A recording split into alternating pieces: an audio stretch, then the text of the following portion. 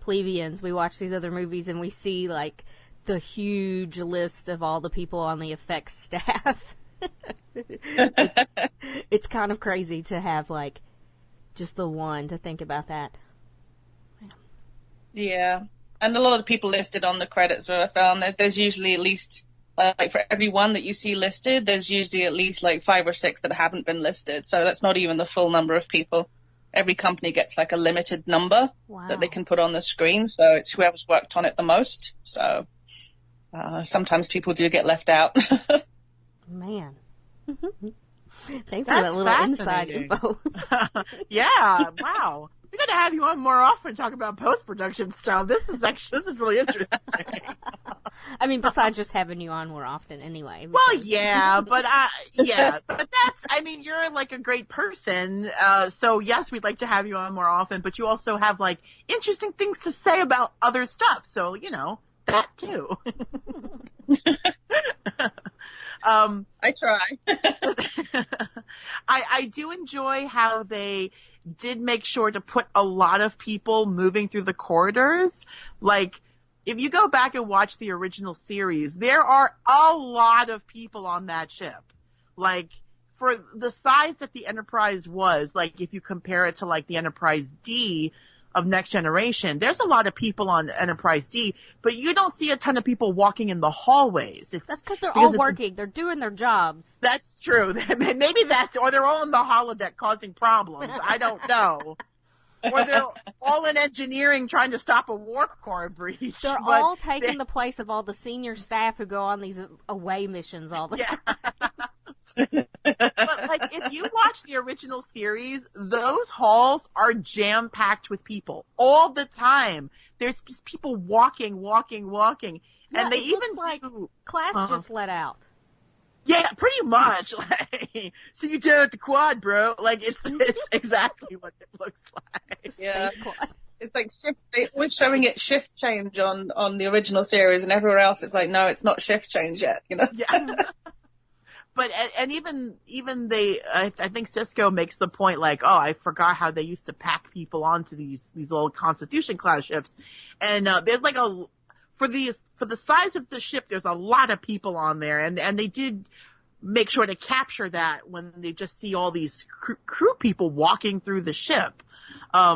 Which does make sense, like, later on when, like, O'Brien and Bashir get picked up after the bar fight. And they're taken back to the Enterprise, and Kirk is like asking O'Brien who threw the first punch. My first thought was, well, wouldn't he like know that that's not that he's not part of his crew, and be like, who are you, mister? But there's so many people on that ship that he probably has no clue, like, who that guy is. Picard would know probably, Riker would know, but Kirk is like, oh, just another red shirt. Okay. Oh. So I do enjoy this next scene where Bashir and O'Brien beam into a turbo lift, and O'Brien they're just standing there, and he's like, deck 21, and it doesn't move. Because, excuse me, as we know, you have to turn the handle on the turbo lift to make it go. It's like a passenger window in your car. Like, you used to have to crank the handle, and now they're not voice activated. But yeah. And I also do like when they can't figure it out, like, what's wrong, O'Brien's like, well, let's take it apart and figure it out. Like, he's ready to, like, dismantle the turbo lift and be like, and of course they find out how it works when we don't know her name yet, but Lieutenant Watley comes on, and she, twists the handle and says where she's going, and they're like, oh, they feel totally dumb, and so I combined with Bashir's hairstyle. Oh gosh, it's that hairstyle is painful to look at. It's really painful. I don't know. I love Jadzia's hairstyle in this episode. Like, I love what they did with her hair. It gave her that, like, classic 60s looking beehive. Like, it's just so perfect for her. And then they give Bashir this awkward, weird comb over, and it's just like, oh, it's hilarious. Who thought this was a good idea? I don't know. Oh man. So we get a quick scene here where Cisco is he's like basically like pretending to repair this panel, and Dax is supposed to be scanning for Darwin, and she's like, oh, I love 23rd century design, and it's so black and silver, and she's really just getting into the nostalgia of it. And I feel like, you know, for us who are fans of the original series, like, I feel like Jadzia in this episode is us. Mm-hmm. Like, can you imagine if, like, we got to go aboard, like, a recreation of the USS, the original Enterprise, and, like, use a tricorder and click the buttons on the bridge, and oh my God, I would never want to leave. You'd have to pull me off that ship, kicking and screaming. I wouldn't want to ever leave it. Yeah, I love her reaction to everything in this episode. So now, we're with Odo. Enters the bar on K7. Now these sets of K7, they had to be completely rebuilt from scratch. The original sets were lost. They were gone, thrown away, burned down. I don't know, but they were totally lost. So they actually rebuilt the sets to the best of their ability to keep it looking like the original 60s. And I think it looks pretty spot on, personally. I think it looks pretty close to the original. Yeah, production designers don't get enough credit for being able to recreate things like this. They really don't. Yeah, absolutely. I mean, think about how much time was invested to sit down and watch that episode and pause it and rewind and pause it and rewind and note little how this line looks and how that seat is and how that fabric looks and how the shine on this thing. Like, there's a ton of time and effort that went into recreating this so that it looked like the original set. Yeah, a ton of effort went into that, and it really pays off here, because I didn't know that this was a recreated set. I thought they just got the old set again. No, this is totally rebuilt. And this is basically where we begin to see some of the splicing happening. So he sits down, and then we get archive footage of Uhura and Chekhov coming into the bar, and all that stuff, of course, is from the original episode. The waitress comes over, and Odo orders a rock to Gino. And, of course, she doesn't know what that is. And she's like, you're the second guy to order that today. And he's like, well, who was the other guy who ordered it? And she's like, oh, it was an older guy, a human, but he said he's going to be back. Mm-hmm.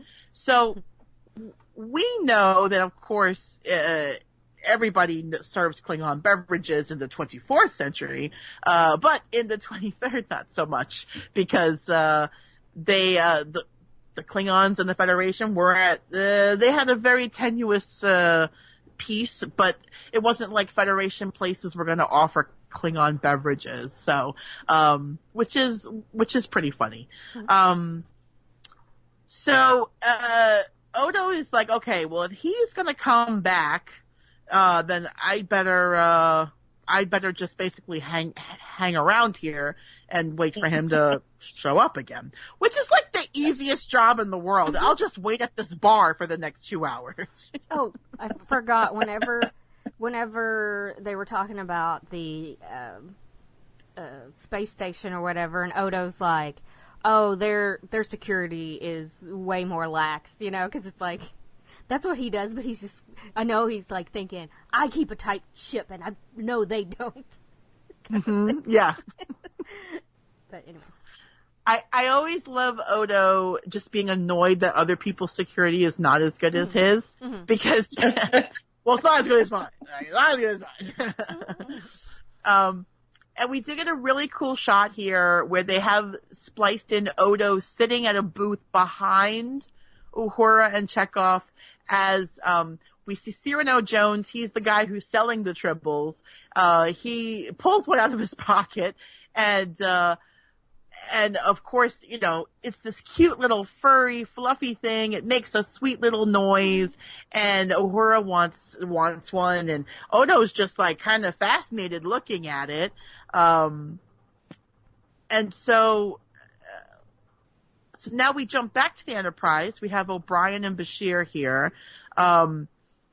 It's funny because O'Brien's like, everything is like cross-circuited, it's patched together, which, you could see Scotty doing, so it kind of makes sense.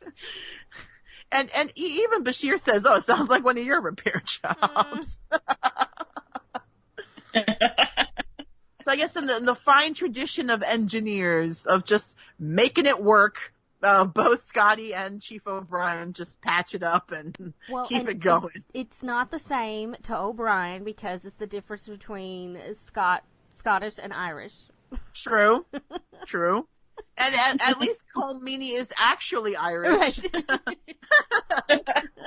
I mean, James Doohan, God bless him, was doing an accent. I mean, we've had Faye on, who lives in Scotland, who was basically like, yeah, that's not a Scottish accent, but okay. But I guess we here in America we're okay with it. I like, of the 3 English people we've had, only one of them still lives in England. That is true, isn't it? That is true. All of the English people have moved to other places. Yeah, I lived in Scotland for a while, so I think his accent's funny. Yeah. There is a very this is off topic, I'm sorry, but I will be very brief about it. There is a very funny YouTube video, and maybe you've all seen it, of a Scottish comedian who watches clips of people doing Scottish accents, and then he basically comments and ranks them. I don't know if you've ever seen it. It's quite funny, and I brought it up because there is a Star Trek thing in there, and he does make a comment about James Doohan and his Scottish accent as Scotty. That's great. It's a very, very funny clip. I recommend you watch it. So Bashir is there with his medical tricorder, and he is basically scanning for Darwin also. Then we get this other engineer, another random red shirt guy, who is like, hey, I'm supposed to be working here. I'm on the duty roster. Scotty told me to do this. And O'Brien's like, we could, do this together. It's fine. And Bashir sings, sells him a song and dance story that he's using a medical tricorder because he's doing a study about stress in the workplace or whatever. Which is, and it's true, like, that is the big difference between, like, a medical tricorder and a regular one. The medical one had that extra little spinny thing that was supposed to take, like, your life signs.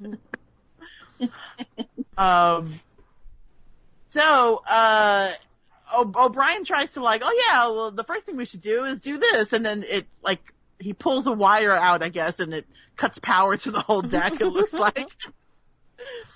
And so Bashir's like, we better get you back to sick bay, and what we should do is pull this. What we should do is leave this right where it is and plug this. Yeah,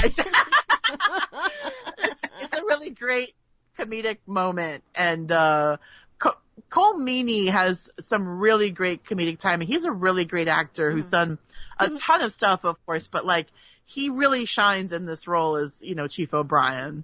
I do like him as Chief O'Brien. There's a page on Facebook, and all they do is post the exact same picture. The same picture of Miles O'Brien every day? I love that page! So great. The Picard cast follows it, I'm pretty sure. I think, I know, I personally follow it, but I think the Picard cast also follows it. Oh, gosh. I do like that when he says, okay, you take over, but, please don't tell anybody. He's, no problem. And he's got this big clunky tool that he's using and it's very original series looking. So it's like, it's right on brand for like clunky tools that they used to use, which is so funny. So now we go back to K7 and we get